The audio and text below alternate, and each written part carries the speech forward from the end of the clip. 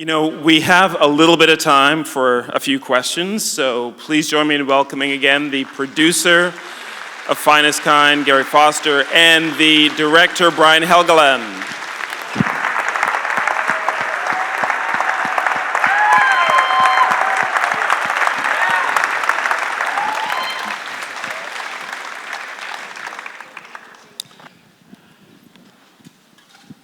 Congratulations on the film.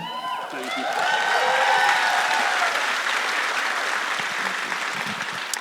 And I know that this story is in part personal to you. You actually worked on one of these boats as a young man. Yeah. Can you tell us a little bit about that part of it and what inspired you to finally bring this story, because I know it's something that's been sitting with you for a long time, to the screen? Yeah, my dad was a fisherman, and my grandfather was a fisherman, my great uncle, my uncles, some of my cousins. And so when I got out of college and was completely unemployable with an English degree. Oh, I have one of those. We'll go out to dinner and see if we can pay with them. But I had to go fishing. I decided to go fishing, so I went. And a lot of the characters in this are based on people. We didn't smuggle heroin, but or take it. But all the characters are based on someone I knew, someone I worked with, grew up with, fished with, and I wrote the script about 30 years ago, and it's the movie I could never get made. I mean, to give it a time frame, the first person who attached themselves to it was Heath Ledger, who I had worked with in Knight's Tale, and I gave it to Heath to read, and he called me and he said, "Yeah, I want to do it," and he started talking about the Ben Foster part, and I said, "No, you're 22. You have to play Charlie. It's for Charlie." And he said, "No, I want to be Tom," and he said, "Just wait for me." And I said, "Okay, I'll wait," and I'm still waiting. God bless him. And then I put it away for a while, and then Gary, who had read it, kept bugging me about it, and I was just like, "Leave me alone about that script." And then we made another attempt, and finally, sort of the film I should have made first in my career, I ended up making towards the end of it, I guess. Well, I don't know why you're saying towards the end of it. Come on now, Brian. Many more Gary, what was it about the story that Brian wanted to tell that kept you nudging him to make it? So I've known Brian. We met each other at the beginning of our careers. I started going to Martha's Vineyard about 28 years ago, and fell in love with New England and the people. And he gave me the script. And when I read it, not only was it so authentic and it captured that part of the country and those people, I felt something very moving, personal, deep. The characters, all of them for different reasons, were very compelling. I didn't know the depths of what I eventually learned about why this was written and what he felt about it, but it was there. And as he said, I told him right away, "Brian, I'd love to be a part of this." And for various reasons, it took time, and I did bug him, which producers are supposed to do. Every year I'd say, "Come on, Finestkind, come on." And eventually, a few years ago, after I actually had stopped calling for a couple of years. I was going to say, he'd call me up and say, "Hey, I got King's tickets." And I'd say, "You're not going to talk about Finestkind, are you?" He actually called me one day and he said, "If you bring up Finestkind ever again, I'm going to hang up the phone." So, but he called me and he said, "I think I'm ready. Do you think we can do it?" And I said, "If you are ready, I'm ready." And we went to work. But I think what's so great about the movies Brian writes and directs is that the characters, again, I think of Man on Fire and Knight's Tale, whatever the genre is, they're people you connect with. The emotionality is is ingrained, and that's what I never could let go of. The phrase "finest kind" it was new one to me, but that's a real thing in the fishing community in the East Coast where you grew up.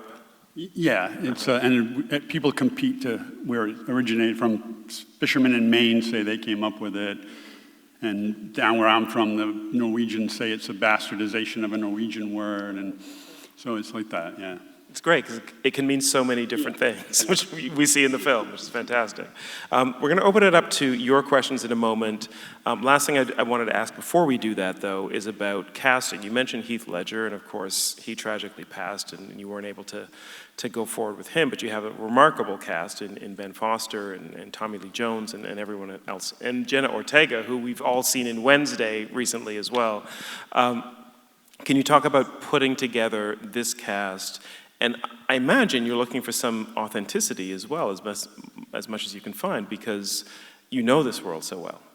Yeah, I mean, I would also say there's a rumor that Toby Wallace's parents are here tonight. So I don't know if that's true or not. They're up there. So We love Toby. Toby's asked me to confront you guys about a few things. And no, but so we got Toby. But I started out with Ben and Toby, trying to find the right brother combination and the right age difference. And, but it's literally just find the best actors you can find. Jenna and Tommy Lee and Ismail, they're all fine actors. And then my job is three-quarters of the way done once I've written the script. And it's like you don't direct them, you just say a little to the left or a little to the right. And that's the cast people that don't need you, and you've done yourself a big favor. So, but I believe them. I believe what I'm looking at. I believe them, and that's half the battle. Thank you. Okay, let's go to you now. Let's go right here. How much time did you and the cast spend at sea preparing before filming started? Question is, how much time did you and the cast spend at sea before filming started? Well, I didn't go. But I had been for a year and a half when I was a kid. But Ben and Toby and Aaron and Scotty all went out fishing. They went, like you hear those boot camp stories, except you're playing a guy in the Army and some drill sergeant yells at you for 2 weeks, but no one really shoots at you. But in this case, my very good friend Ivan Mulhouse, who's sitting up there, who I used to fish with, and is a fishing boat captain, took all those guys out fishing for a week, 100 miles offshore, and they all learned as much as they could in a week. So when we actually got to shooting it, they were pretending to do what they already had learned to do rather than trying to pretend to do something that they had no idea what they were doing. And that bonded them in a way and got them all to really connect. So that's how we did that.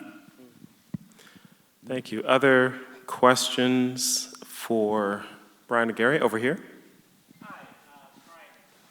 Obviously, when you wrote the script a long time ago, you've grown a lot as a person, as a filmmaker since then. So I'm wondering, how did you find a balance between what's personal to you in the story and what's dramatically necessary to make an engaging film? Question is, you wrote the script a long time ago, you've grown a lot since then. How did you find the balance between what was personal to you and what's dramatically necessary for the story? Yeah, I mean, I'm a big believer in when you're writing, you always want to have something personal in there, but you want to not have anyone know it except you, and that's how you manage to pull the characters off in a way. But in this case, you know, I had I kind of divided myself between Toby, Ben, and Jenna in that my dad was a fisherman like Ben's, and I graduated from college and went fishing afterwards the way Charlie did. And with Mabel, that's my hometown. I grew up in that town. Her mom's house is one street over from the street I grew up on. And that idea of her knowing there's some kind of bigger world out there and wanting to be a part of it, but not having no way to get into it or know how to get into it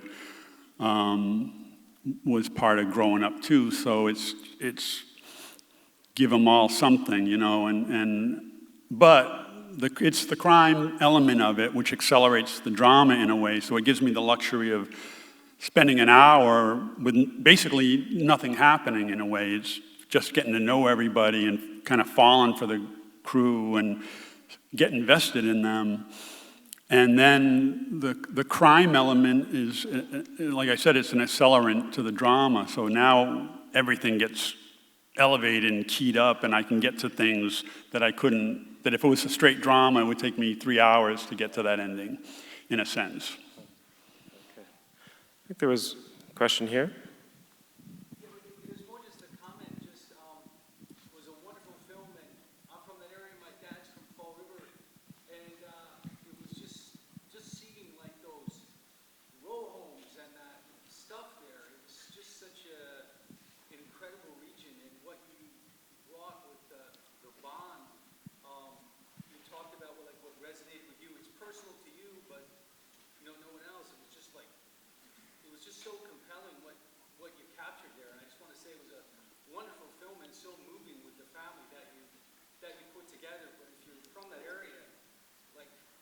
Seconds, or when they're pouring beers at the party and there's the Virgin Mary statue and they're grilling sausage, it was just so, you just so captured something, so thank you. Thank you. It's a good question. One thing I want to say, because I think it's really important to acknowledge some of the folks from the studios here. When Brian said, let's go make the movie, it was imperative to him that we shot in New Bedford and in Massachusetts. And it made the film a little bit more expensive. And the studio understood the authenticity and what it meant to him and what it was going to do for the film. And they allowed us, to be smart and cost effective, but they let us spend 5.5 weeks in New Bedford. And I think it's worth acknowledging them for that, because most companies would have said,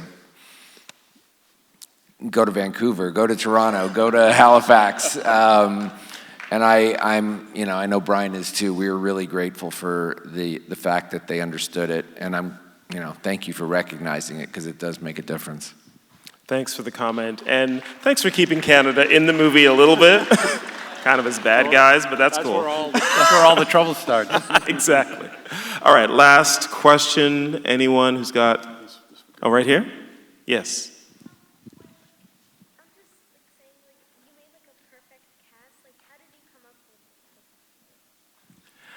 You have a perfect cast.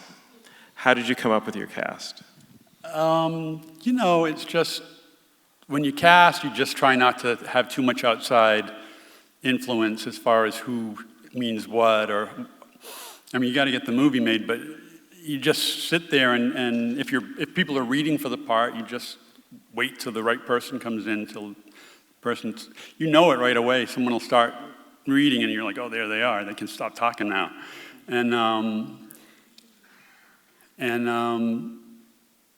It's just an instinct of, especially if you write it, you kind of have a sense of who they should be in the first place. And the best example is Jenna, because I didn't know. She was shooting Wednesday when we were trying to talk to her about it, and we were meeting actresses to play the part.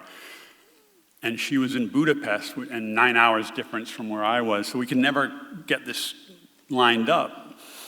And it didn't seem like it was going to happen, and I said, well, what's this actress doing? What's the show she's doing? And someone said, it's called Wednesday. And I said, what? Is that a sequel to Tuesday? What's Wednesday? I had no idea. And that's just because I'm misinformed and living in a cave. But then she came, and you could tell it was Mabel. She was Mabel. And I had no idea what Wednesday even was. And then all of a sudden it was like, oh, that's Wednesday. Kind of a big deal, yeah, right? Yeah. But the point I'm trying to make is I just talked to her and judged her, and as far as is this the right person for the part or not? And she was. Now they'd say, hey, how about Jenna Ortega to play Mabel? I'd be like, yeah, can we get her? So. All right, thank you so much. Listen, that's all the time we have. Thank you so much for coming tonight. Brian, Gary, thank you. Thanks for coming to the world premiere of Finestkind. Thank you very much.